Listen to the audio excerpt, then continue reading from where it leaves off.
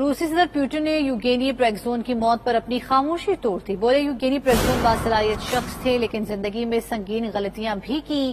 یوگینی پریگزون نے غلطیوں کے باوجود میدان جنگ میں کامیابیاں حاصل کی. یوکرین میں نازی حکومت کے خلاف لڑنے میں اہم کردار ادا کیا. روسی صدر نے یوگینی پریگزون کی ہلاکت کی واضح تصدیق نہیں کی.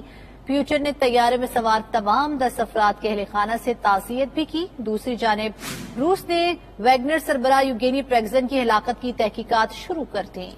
روسی میڈیا کے مطابق طیارہ گرنے سے پہلے زوردار دھماکے کی آواز سنی گئی. میزائل حملے کی بھی تحقیقات ہو رہی ہیں. اس حوالے سے تفصیلات جانتے ہیں ماسکو میں موجود نمائندہ 92 نیوز شاہد گھومن سے. جی شاہد، تحقیقات کہاں تک پہنچی ہیں؟ جی بالکل، روس نے ویگنر گروپ کے سربراہ ایوگینی پریگوجن کی ہلاکت کی تحقیقات شروع کر دی ہیں. روسی میڈیا کے مطابق طیارہ گرنے سے قبل جہاز کا ایک ونگ ٹوٹا ہوا تھا.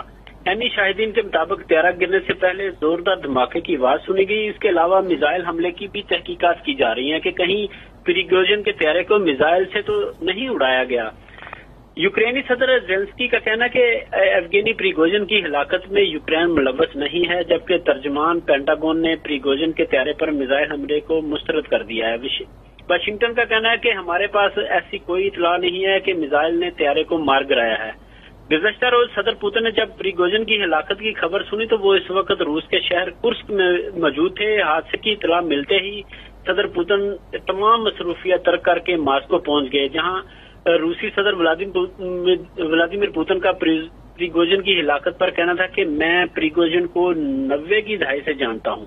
وہ ایک باصلاحیت شخص تھا. اس نے زندگی میں بہت سے نشیب و فراز دیکھے. اس نے اپنی زندگی میں سنگین غلطیاں بھی کی لیکن اس کے نتائج بھی ملے.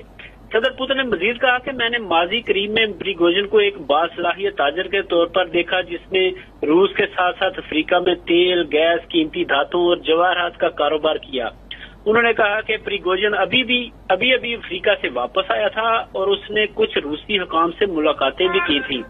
صدر پوتن نے طیارہ حادثے میں ہلاک ہونے والے پریگوجن سمیت تمام افراد کے اہل خانہ سے اظہار تعزیت کی. ان کا کہنا تھا کہ یہ ایک بہت بڑا المیہ ہے. روس کے دوسرے بڑے شہر سینٹ پیٹرزبرگ میں پریگوجن کی ہلاکت پر روسی شہریوں کی جانب سے ویگنر کے دفتر کے باہر پھول رکھے جا رہے ہیں اور شمعیں روشن کی جا رہی ہیں. جی بہت شکریہ شاہد، ہمیں اس حوالے سے اپڈیٹ کر رہے تھے.